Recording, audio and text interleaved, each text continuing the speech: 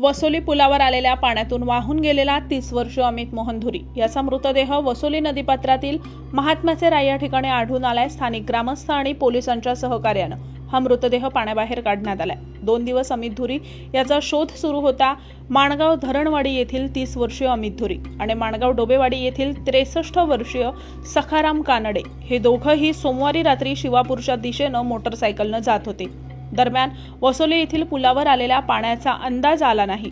या पाण्यामध्ये अमित धुरी यानं मोटरसायकल घातली, मात्र ही मोटरसायकल पाण्याच्या प्रवाहात वाहून गेली। त्यासोबत मोटरसायकलवरील अमित धुरी आणि सखाराम कानडे हे दोघं सुद्धा वाहून गेले।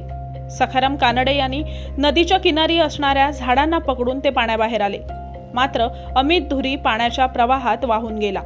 त्याचा शोध घेण्यासाठी स्थानिक ग्रामस्थ, पोलीस यंत्रणा, महसूल यंत्रणा आणि एनडीआरएफ पथक कार्यरत झालं होतं। 2 दिवस त्याचं शोध कार्य सुरू होतं। दरम्यान आज बुधवारी सकाळी अमित धुरी याचा मृतदेह वसोली महात्म्याचे राय या ठिकाणी झाडांमध्ये अडकलेल्या स्थितीत आढळून आला। मृतदेह स्थानिक ग्रामस्थ आणि पोलीस कर्मचाऱ्यांनी बाहेर काढला। अमित धुरी याच्या पश्चात त्याची आई, भाऊ असा परिवार आहे। त्याचा मृतदेह आढळल्याचं समजताच कुडाळ पोलीस निरीक्षक राजेंद्र मगदूम यांनी घटनास्थळी भेट दिली आहे।